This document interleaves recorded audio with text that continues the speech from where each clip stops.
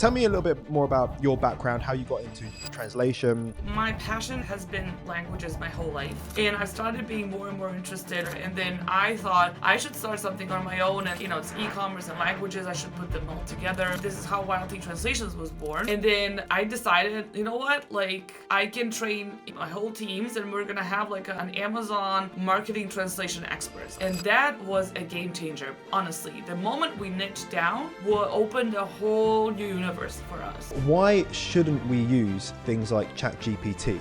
It doesn't understand context and it doesn't understand nuances. How do you survive Amazon? I think you need a lot of... Welcome to Surviving Amazon, the podcast that exposes the brutal truth behind selling on Amazon where only the strongest survive. We bring you insider stories and strategies from experts and sellers who have been through all the ups, the downs, and the moments. I'm Jonny Bradley, and today we're joined by Yana from YLT Translations, who has helped sellers battle their way through the chaos of selling on Amazon and cross-country selling through your listing translations. What many people don't know is that I worked for a project with Apple on translations, and I got an insider look on how a company even like that can struggle with making something that's culturally appropriate in like the localized voice of a native speaker. And Jana's worked with some of the largest companies in the world, so I'm really super excited to have her on today to talk about this. She's helped sellers live it, survive it, and she's here to share exactly how she does it. So Jana, how do you survive Amazon?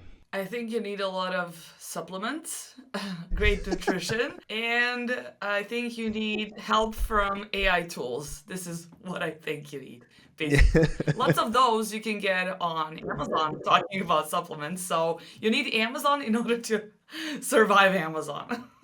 Yeah, I mean, that's maybe a different answer from what a few people have given. They're like, push through and persevere and don't give up. You're right. If you don't really look after yourself, maybe it's a bit of a joke, but it is so true that I take, 20 different supplements a day. I actually feel a noticeable difference if I don't. Maybe it's a placebo, it's all in my head. But yeah, you gotta look after yourself because it is a battlefield and it is really hard to get through it. Tell me a little bit more about your background, how you got into translation and that whole story. I'm actually a translator myself. I got bachelor's and master's in 3 languages and literature. So my passion has been languages my whole life. And then fast forward to end of my university, I got offered a job. And I was always like really interested in, like electronics, like internet, all of that, like the beginning of the internet. And I was like really, keen on learning more about all of that, like new technologies. So I landed my first job in a Danish startup. They were selling electronics online. It was a D2C shop. This was probably about 19 years ago. So there was nothing on Amazon, basically just books at the time. And then little by little, like I've learned a lot of like different like categories, like D2C, what is, what's a warehouse, like how does it work, how you move boxes from one place to another, literally, how is it connected with this platform that counts your product. Also, it was like a very like basic level of everything 19 years ago. Also, SEO, just like backlinks, leaving comments on forums and like putting like backlinks and stuff like that. So it was like basically, it was like the beginning of modern e-commerce as we know it. And I was part of it and I was really, really excited about the whole thing. So there was like 4 of us in the beginning, and then later on, the company grew to, I think, probably more than 300 people, and I was CEO of the whole thing. Like they were selling on 15 different marketplaces. They were starting selling on Amazon. So I got really, interested in a bunch of different things. And then my former boss, he was not really interested in selling on Amazon. He was just there because he heard of the platform. He was like, let's do it. Let's just let's just sell all bestsellers over there, like 4 different marketplaces. And then, as I said, like I had background in languages, and I was like, I think these like product descriptions are like really, really off. At the time, like you didn't have like any helium 10s or anything, like, keyword research. We did a lot of SEO for Google and ads, and that's like my bread and butter actually. So I got the idea to hire someone from the call center that was like a native speaker to do just a translation for one of the products, just like a couple of bullets, and like that's it. And to have the keywords from the AdWords, like to use the keyword trends and all of that, and just like to try to insert some of the keywords, just like iPhone mask or something like that made sense when it comes to the search volume. So I did a couple of products like that, and then in a month or so, we've started getting more impressions. And we've even sold a couple of things. And this is the first time I've heard about a buy box. I was like, wow, like let's try to win every buy box out there. And I started being more and more interested. And then I saw that a bunch of other products are like really not doing that well, especially in Germany or Spain. It was just terrible. I thought that this is an area where a lot of things can be improved and localized and just, done much better job. And then I quit my job about 8 years after I was working at the company. And at that time, like I was a really great e-commerce expert, really. And like I could build everything from scratch. I could build a couple of shops. I was like consulting a lot. So I was like really, trying to pour all the knowledge I've gained the last 8 years into helping others manage their businesses and improve what was, what they were missing. And then I got the idea, like, why wouldn't I just start something on my own? I mean, I hadn't had any ideas of like being an entrepreneur before that. So I was not like, 18 and like, if you asked me back then, like, hey, so what's your plan in life? I would have never told you, well, I want to build my business. I want to be a business owner and entrepreneur and all of that. So all that was not true. And then I first started thinking that I could do this when I was, I don't know, 32, 33. So fairly late when compared to what nowadays is possible. Like now you have like millionaires like selling their SaaS tools when they're like 15 years old, right? So I was kind of like, I arrived like on the scene pretty late, but better late than never. And then I thought I should start something on my own. And like I have like a bunch of contacts, I have all this knowledge. What am I good at? Like, it's e-commerce and languages. I should put them all together. And then this is how Wild Tea Translations was born. And the first thing that we've done was with basically e-commerce translations. It was website, it was like for D2C brands, it was just other marketplaces, it was Amazon as well, but it was like all of the other things. And then little by little, like people would come to our website and they would start asking about Amazon. And then I was like, okay, well, people ask a lot about Amazon, but I don't know if it's like worth like, telling them that we do only Amazon or like all these other things. They were really wondering like, if we would do all of these things, are we like really experts in the field? Even though we had like a great team. And actually it's funny you mentioned Apple because some of my translators from the Dutch team, they used to work for Apple as quality control in the translations and all of that. And they've been with us for a couple of years. And then I decided, you know what, like I can train, my whole team. I'm gonna build this knowledge base and we're gonna have like an Amazon marketing translation experts. I think we're gonna go niche. And I think this is going to be the right thing. So I just kind of really followed my guts. It was not about like, hey, maybe we'll try this. And I'm like, I'm just losing time. I'm just gonna niche down and see what happens. Like just do it. And I'm a really great overthinker. So I kind of really wanted to sabotage myself for such a long time. But I just like literally said like, okay, we're gonna migrate our old website to wildteatranslations.net and then wildteatranslations.com, which had really like decent amount of traffic. We're going to transform it into an Amazon dedicated web page, which will say that we are experts in Amazon translations and this is what we are really good at. And that was a game changer, honestly. The moment we niched down opened a whole new universe for us because people were coming to us and wondering, why do they only offer this one thing? They might be really good at what they do, which was absolutely true. But then also like it gave them the fact that like, if they're doing only this one thing, then, and if they're probably making money out of it, because why would they only do one thing? Because, like a lot of agencies, they would start with a niche that they'll understand that there's not too much money into this. Let's just add more services and this and that. I mean, this could be one of the reasons why agencies do that. I mean, they're probably other agencies, they're just gonna wanna like go broader with that. We just never wanted to expand further than like the content thing. And then this is how we landed our first clients because they thought that, we really know what they were doing just because we're a niche business. So, you hear all these people always say, like find your niche when it comes to product, when it comes to service, when it comes to absolutely everything. And that is the biggest truth out there, like to find your niche and not go too broad because that will confuse people who you want to work with. I guess that lesson obviously transcends across your own personal story with your business, right? But also the businesses that you're helping. If you're too broad and talking to, a random customer that you don't know what they like or what they want, then you're not able to market to them. And I think that's one thing that you guys have, is that because you're Amazon focused, you're not just a translation service, which you can go and get a translation service, but they're not going to understand Amazon, how customers actually work, even down to the level of like, well, these keywords are actually important. That puts you in a position where you can actually help sellers really hone down on their market, because one, if they don't do that in their native language, they're going to struggle. But certainly if they don't do it in a foreign language for them, one, they're not going to understand that customer in depth, and two, they're not going to get the results they want, which may end up being, that expansion to Germany or that expansion to Italy or wherever is a dud because they just didn't have it localized. I met you recently, a couple of weeks ago in Milan, Helium 10 and a Vask event, and you gave a story about a pasta maker, right? And I thought that was a really good way of explaining this. And I know all the Italians in the room were like, oh yeah, when you kind of gave the result. And again, it sounded like, and I thought like, not irony, but intentionally, I guess you used that story because there might be maybe Italians in the room and you're talking about pasta.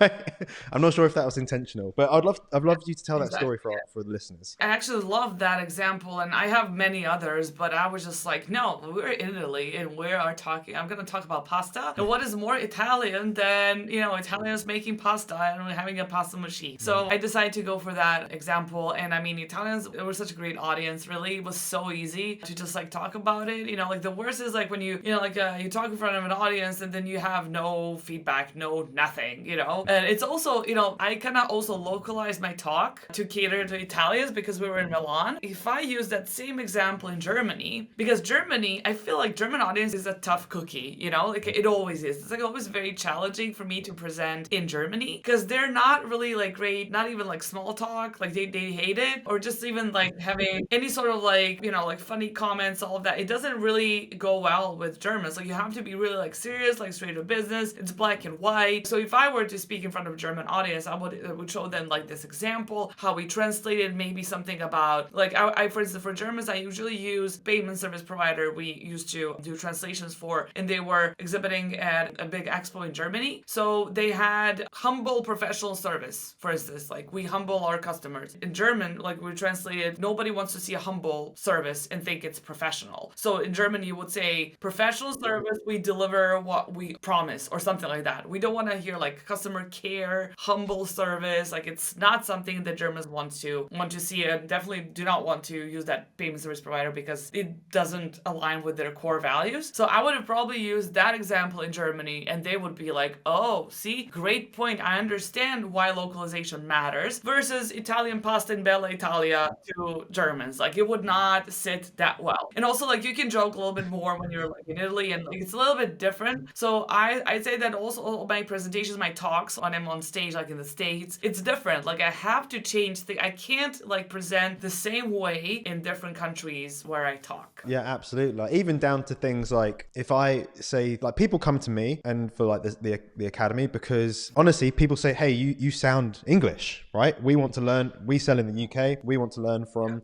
someone that lives in the UK just for those cultural differences and understanding a bit like how the British people work. We're maybe quite apprehensive, or we'll look at something and go, that doesn't seem quite right. Always skeptical. It's a very different audience to that of the US audience, where it's all a bit more, I look at an advert in the US and go, that looks awful. That looks really spammy and horrible. But in the US, it's like totally normal. It's just totally normal to have that and to have those billboards with like a lawyer on it. I'll tell you this story about Apple because I think it's really interesting. This is quite a while ago now. I used to work for them. It wasn't my last job before I quit to do Amazon, but it was like probably my third last job. I was there for 5 years, and I used to be a trainer there. So I used to teach the team and all that sort of stuff. Well, a project came up where they said, hey, we need people to go to America, to Cupertino, to the headquarters for a project. Basically, put forward one person or two people from your country that can go. We didn't know what it was. We didn't know any of the details. They just said, put someone forward and then we'll send them. So they ended up sending me and I think one or two other people from the UK. And they did this from all of the different places where Apple have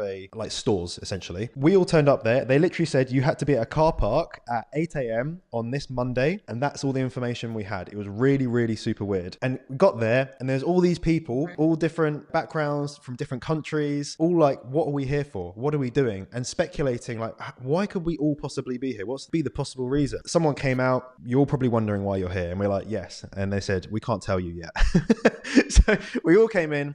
What happened was, It was the iPhone and the Apple announcements they have in like September time. And what typically happens is that because Apple's so secretive, a very few amount of people actually know the full story. To get the training materials to the staff in the stores, they have to normally go through a translation service, basically, and they have to have these translated. Though those people don't have access to that prior to the event, but the people in the stores need to know how to communicate things.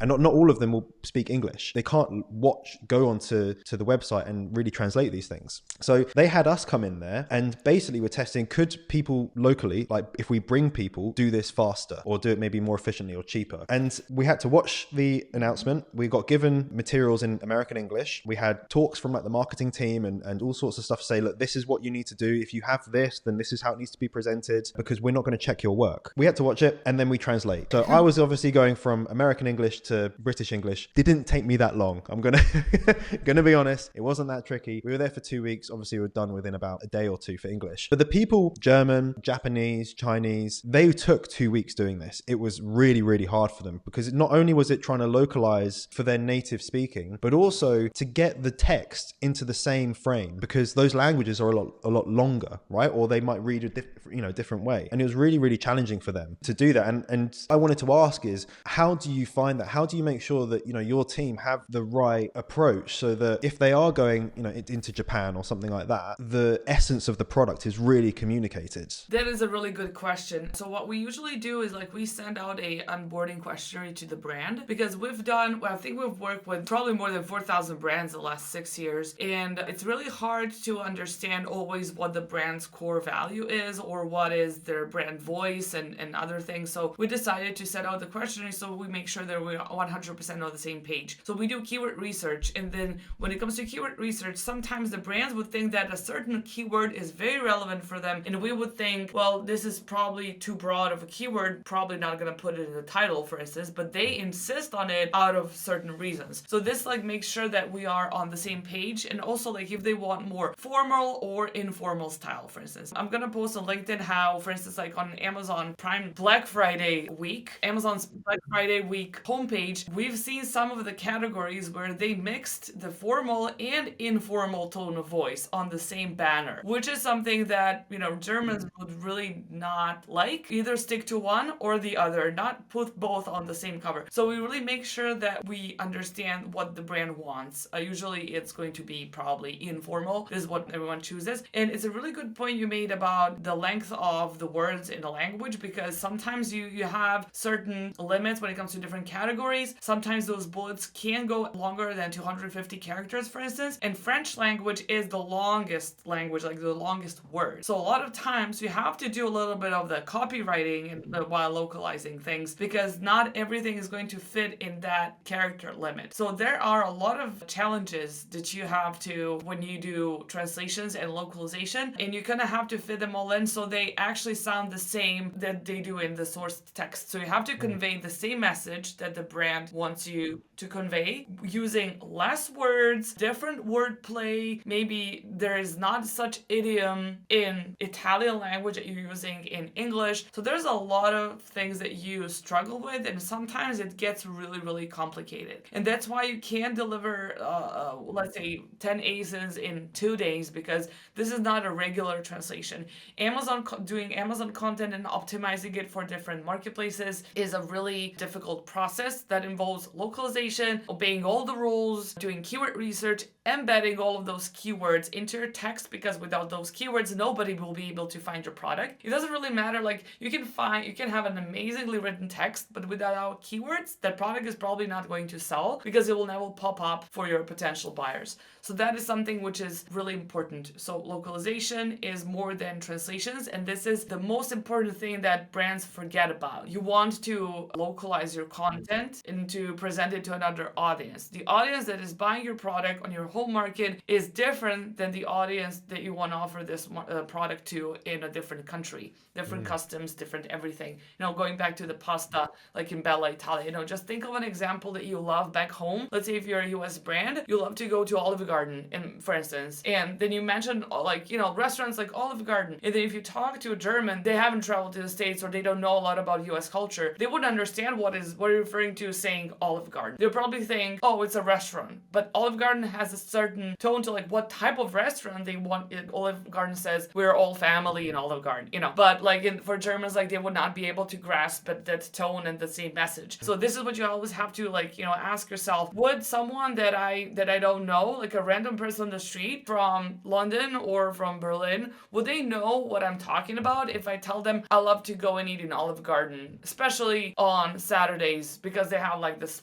like cheese bread, you get them for free. Like they don't know any of that. So you really have to like put your mind to say like, okay, I have these unknown people. Would they be able to understand what I'm referring to if this is the first time they saw me, my brand, and my product? This is what are the three very important things that you should keep in mind. You mentioned idioms, right? And this is really interesting. This kind of triggered a weird memory. When I hired my first assistant, so this is, I don't know, probably six years ago or something like that. In the job posting, so I went on onlinejobs.ph, and in the job posting, I was like, I really want someone that can grow with me and really understands like British culture as much as humanly possible, because most of my clients are English.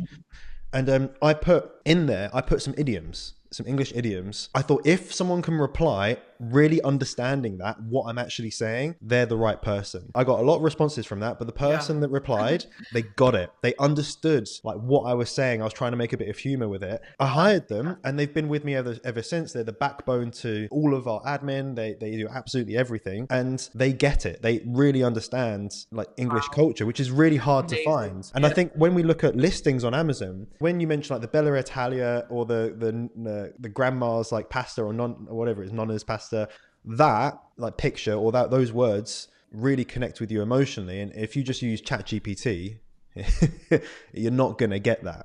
So I think that's one of the really key things is how do you get those translations, but get those like magic moments, I'd probably call them, where people go, oh yeah, I get it. I fully agree. I think you should sell that emotion. You should sell that moment in your childhood that you will, remember, like how your nonna, your grandma used to make that hot pasta while it was snowing and all of that. It's just like something that that evokes, that triggers that hormone in your brain that you're like, oh my God, I totally remember that, and you want to buy this product because it will make you bring those memories back to life. I think that is the essence of like, what the whole pasta and all the thing was with my example. But also it's like really important. You have like all of these like big brands, saying Coca-Cola sells happiness, and then I don't know, like Starbucks also it makes you feel popular. It just like, it sells all of these things that you don't actually think about, because when you think of Coca-Cola, you're like, oh, it's a drink. I like to drink Coca-Cola. And they're like, no, we sell happiness. Like this is what, because you're like so happy when you drink Coke, and when you think about it, you're like, oh, this is great. Like, or Nike, they sell like success, or like, able to outperform others, like that feeling of power, this is what they sell. And this is like all the like those subliminal messages they actually got into your brain, and this is how they got it, by just trying to present it in a way so they build this up inside of you, and then you actually get addicted and only want to buy things from the brand. I have a lot of people that exclusively want Nike products. There's like a bunch of like Adidas like accessories, like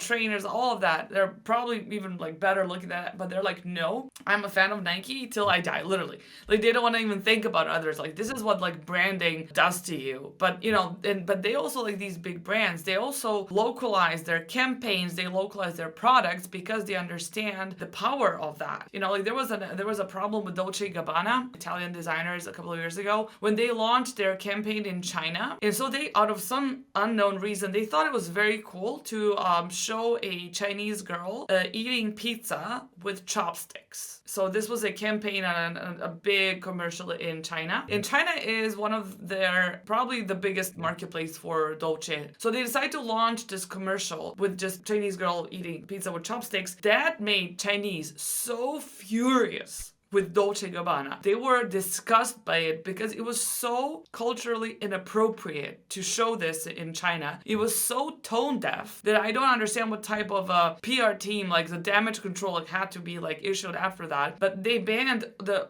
Dolce & Gabbana merchandise from all of their e-commerce websites that year. So that cost them so much, and that hurt their image. terribly. This is a true story. You can look it up, but it was just like, I think like now when someone looks at that commercial, you'll probably wonder like, who approved this? Like, who Oh my thought god! this Like, would have been an amazing idea? have you seen Combined like the Jaguar Chinese commercial? culture with Italians. Oh yes, I've seen Jaguar commercial, and I just think it's like wrong on so many levels. And honestly, when you see that Jaguar, like the new logo, you think like the first thing I thought was like, if I hadn't known that it was like car brand, a car manufacturer, I would thought that they were selling either vapes or condoms or something like that along those lines. I understand they want to move into like a more futuristic direction, like electric cars and all of that, but I think they literally, it was very disrespectful to their old customers, because when you think of like who owns a Jag, you always thought of like these like older, very wealthy people. It had like a certain status with it, but a very graceful royal status, if you would like, if it comes with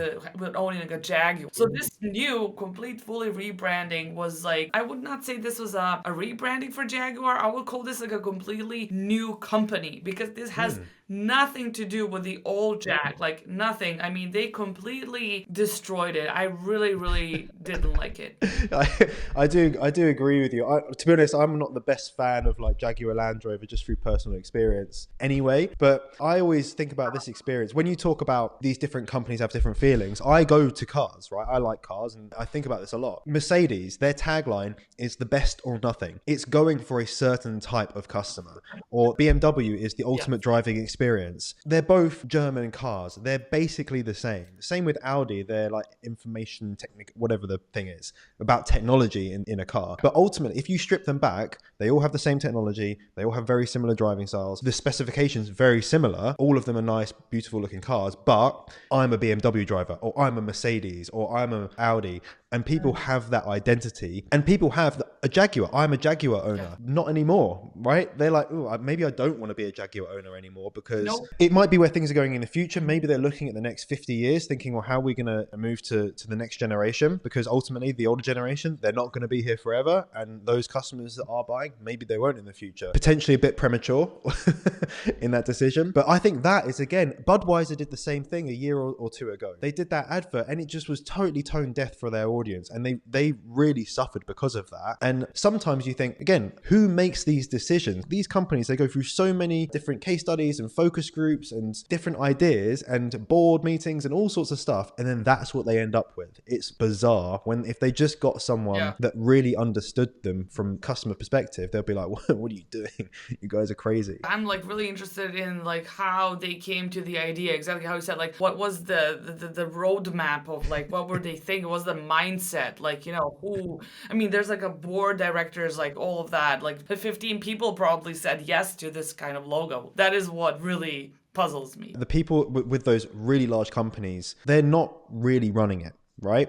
They are just kind of approving, they're disapproving, they're liking, they're not liking. If something has got to them, it's basically almost approved already, right? They're just giving the final sign off. And a lot of the times they're not really making those decisions. And I think that gives new brands, and I know, look, people that we're talking to are not going to create their own cars. When you look at existing brands or legacy brands that are household names, a starter business can overthrow them. They can take market share from them by just speaking to the customer in a better way, because maybe they have lost touch with the customer. Like Gymshark might be an example of this. They got very famous, everyone loved Gymshark, but then gradually over time they lost their touch a little bit, and they've tried to refocus back onto it, maybe more lately. And I'm not sure, maybe I'm in the algorithm of people that just don't like it. I'm seeing some people that loved Gymshark 4 or 5 years ago, they now like that it's just not the same anymore. It doesn't represent the values that we all came to it for. See, this is exactly what I agree with, because I was a very big Gymshark fan. I even have a LinkedIn post about it, and me, exercising in the Gymshark, and I remember it cost a fortune. It was like an Instagram brand, right? And I was like, but you had to have it. I'm like, oh my God, I need to look this cool when I do my plank and all of that, And that for me was all the hype. hype, and like they were selling this like coolness and being like, yes, I have Gymshark. Are you a Sharky too? I'm a Sharky. It was just like that. But then like, and then I remember when they opened their first store at Regent Street in London, and I remember I was going to London like on business, but I was just like, my priority is going to their store. Like I need to like make time to go to Gymshark store. So the first moment I went to the store, I was just like, it's a store and there's some gym clothes. They're not that great actually. They're much better like designs and all of that. It's just like another store, and I don't know, like my dreams about Gymshark were crushed at that time when I went to the Regent Street store. It was packed. It was like thousands of people, or like just like grabbing their pair of undies and shirts and all of that. But then to me, overhyped it so much, and it felt like getting in touch with every single person, every single influencer out there, like fat, slim, no matter what, we all want you to wear it because we care about you. Like when they opened this store, I was just like, yeah, I don't have that feeling anymore. And then shortly after that, I agree what you said, how they kind of lost the touch and lost what they were like, building. And I understand that as you grow as a company, a lot of things get lost in the way. And then now I see they're trying to get back to the, core of how they were, because I think this was what was selling their products. But I'm not sure if they're ever gonna go back, whatever. But I mean, I'm not worried about them. I'm sure they're gonna go public in a year or so. So I think it's gonna be fine. But I was sad, I felt like I was cheated on, like I was just like, man, like I trust this brand, and then I didn't deliver what they promising, and then I literally took a day off from work just to go and visit this store because it mattered so much to me, and then I just didn't feel special at all. I think it's really hard for brands to do that as they grow, because you're right, it's a natural progression. As you get bigger, you might be super niche at the beginning, but as you get bigger, you're like, hey, look, we can try and target these different customers. We can see revenue coming from these types of people, and let's market towards them. And I think it is really hard for brands, especially as they're growing, to say, let's try and continue to have our focus. I'm not sure if this is the same, but I learned a lot about branding, about customers, about the vision of companies through working at Apple. Because I had to train people, I had to really, really know this stuff inside out, because I was training the people that were customer facing. And if they weren't singing off the same hymn sheet, the whole thing breaks down. And that came down to a card, and it was called a Credo card. And it was just this big, an A5 or whatever, double-sided. And it just had, our soul is our people, and we create enriching buying experience, or whatever it said. I can't remember it verbatim anymore. And that was the guide of, if we're doing a good job, if we're doing this, even if the decision that we're making in the moment is against like the company policy, does it align with this credo? In which case we should do it. And I think that continued throughout my entire time working there, of saying, look, it says here that this is what we're trying to aspire within people, within customers. This policy says what we can't do it. So which is right? Well, the policy's wrong, and this is right. So let's do this. And I think that's something that maybe this isn't the case anymore. I've not been there for quite a number of years now, probably 9 years or whatever it is. If you can maintain that within your brand, and you know who your people are, what you do, why you do it, and not just get stuck in the process and procedure in the operations of it, then I think that's where great things can happen. Like you were a COO for a period of time, and that is obviously making sure that the ship is running in the right place, in the right direction, aligned to the right vision. But I guess that can be really hard sometimes, to say no to some things when it doesn't align with where you want to go. Even if you think it's a good idea, you think, hey, this could be a really good idea, but it doesn't really align with our vision, so we have to kind of not do it. But I do believe that this leaves the door open for brand owners, for small to medium-sized businesses. They're trying to gain some market share from those bigger competitors. Like, I don't personally think it's a bad thing to go up against them. Like if I wanted to go up against Anchor, for example, they're a ginormous business on Amazon. They'd probably do 67, 100 million a month, some ridiculous number. It doesn't mean that they're infallible. There are areas where they won't be serving their people correctly. And, there'll be areas where you can insert a better branding message or speak to one of their customers better than they can. And I think that always leads to an opportunity. One thing I really wanted to ask you is, because I see people talk about this, and you mentioned AI at the very beginning of this. Why shouldn't we use things like ChatGPT or maybe online AI translation services? Because they are good, right? Maybe we can get away with it. Have you seen maybe the difference between you getting a translation through ChatGPT and then how you can really amend it and change it? What are your thoughts? Yeah, so this is a question I get this asked a lot, and I'm a very big fan of AI, and I think that I mean, not you personally, but anyone who's not using AI in, daily tasks, daily life, anything, like, what are you doing, right? So it's there to help us before they conquer the universe, right? But I mean, for this point today, it's like you can do a lot of stupid tasks quicker, and it can help you a lot. I talk to ChatGPT a lot. I'm like, hey, what do you think about this and that? And now he knows me probably better than my husband and my best friend. But I find it really useful. But I don't think that it's going to be better than a human translator anytime soon. Not because they don't have the capacity, but I just think that they're not focused on building AI into the world's greatest translator. I think they're focusing on building AI for the other purposes, and they're always focusing on, doing the coding better, launching rockets and stuff like that. Like, I think this is what everyone involved with AI is focusing on, and because they're focusing on that and not on translations, this is why it's not perfected to the point where we don't need any more human translators. Now, AI now has gotten much better, and it's getting better by the day, but it still lacks it doesn't understand context, and it doesn't understand nuances. I think it's great if you want to write about something from scratch, like you get it a prompt and say like, hey, I want to say something about this and that, and then it's great. But when it comes to translations,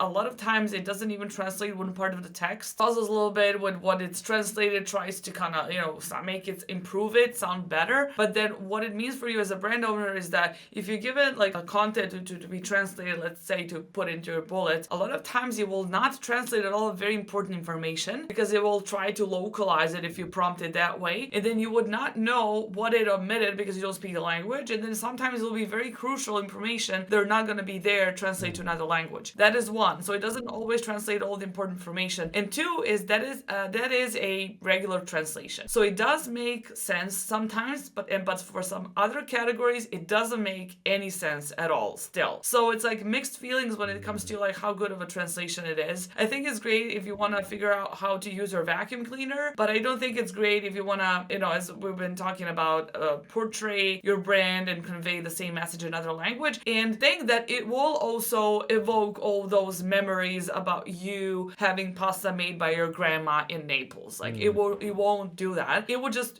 translate the words as they are. And also I gave him a test with the pasta machine. The original text said it was a US brand, and they said pasta like in Bella Italia. When you present this to the Americans, they're like, oh, Bella Italia is like a native genuine, it's great, it's like homemade pasta, let's go there and eat. When you talk to Italian, it doesn't mean anything. Like Bella Italia doesn't mean anything to Italians. And then I asked ChatGPT, how would you localize and translate this sentence for me? So they would go saying like pasta like in Bella Italia, like they would translate like in Italian. And then I asked ChatGPT like, can you do better, because this is not what I'm looking for. It doesn't evoke anything, it's not localization. But I mean, look at this prompt, it's like huge, and it's like I'm getting into over explaining things how I want this to be done. And then ChatGPT came up with this sentence saying pasta made in a traditional way, which is better than the first one, which is a literal translation. But pasta made in a traditional way versus our solution, which was like pasta like your grandma used to make, like your nonna used to make. I mean, it's like two different levels. Like this is a little bit better translation, but the nonna sparks those emotions and it connects with your happy place in life, right?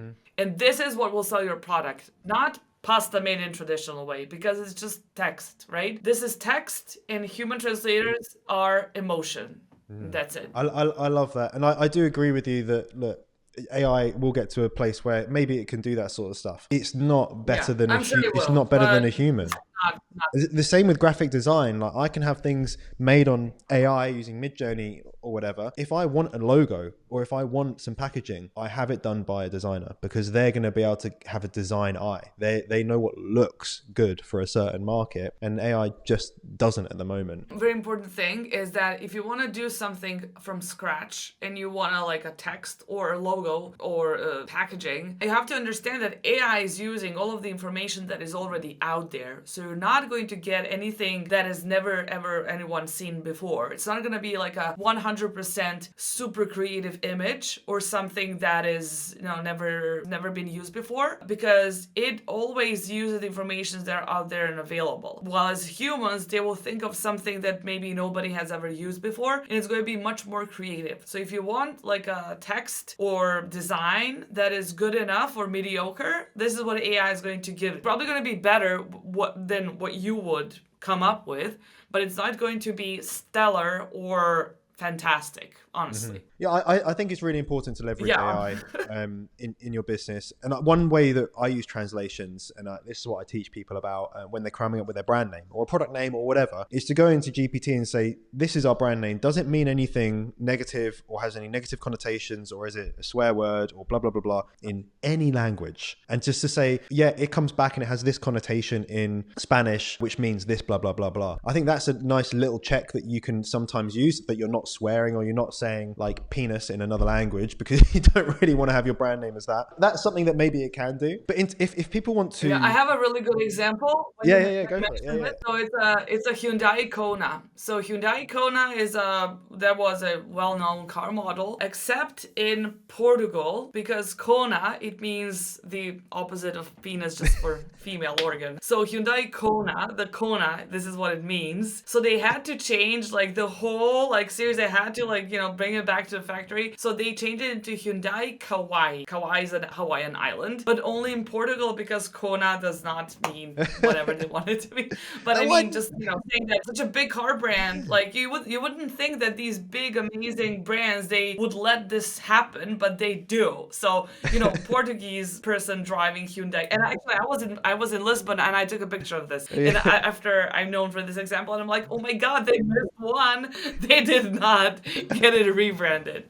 That was so funny. That is brilliant. And even some car brands, they might be like an Italian car brand or whatever, and it's the something Stilo. It's just like the Fiat Pen or whatever, or the Seat Pen, or the Seat Ibiza. It's just the party. And it sounds really cool and fancy in English, but actually it's just like a normal word in another language. But yeah, it's interesting how these big companies sometimes just don't check this stuff, which seems absurd. Surely someone at the company goes, hey, we should probably check this. If people want to work with you guys, first of all, have a look at listings. They're expanding.